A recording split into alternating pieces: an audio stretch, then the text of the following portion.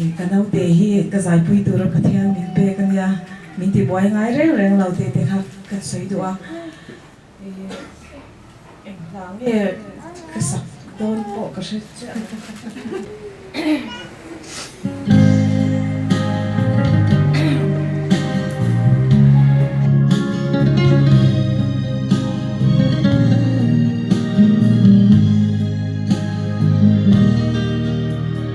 đun cả chân chung ya kalal ka tham dam tu lungai takin karu fo thina in do va min soi the tu om thin ya i ram moi tu min ngai sual na sin among ai su ka va ngai te ikyang alen hun tur ka ta ele kale lungai na song song te hi about don si tinen o kangai sual thin che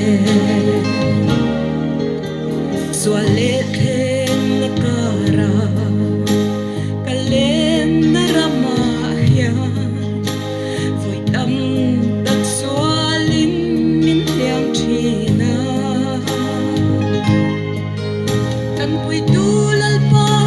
kangai sual thin che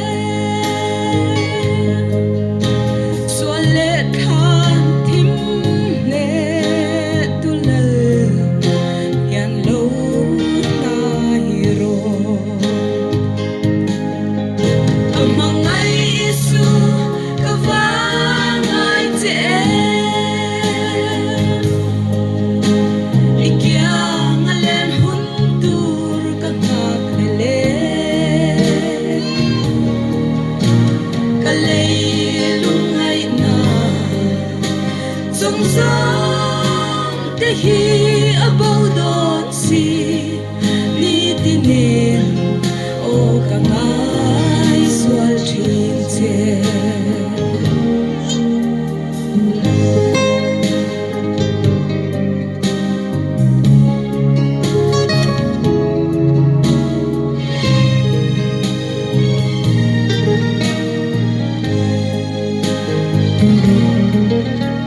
at na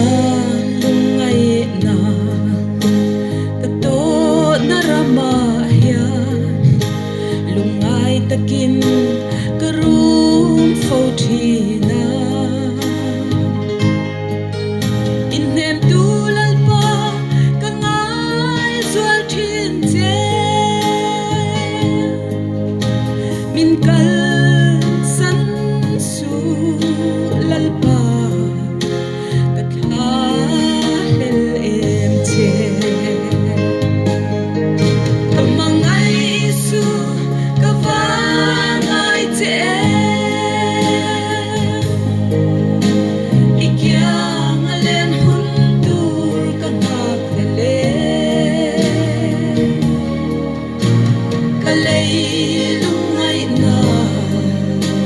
song song te hi about don si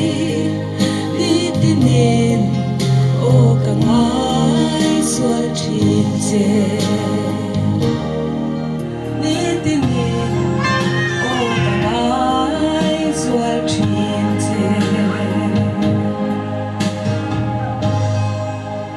alpa ro pui berwa se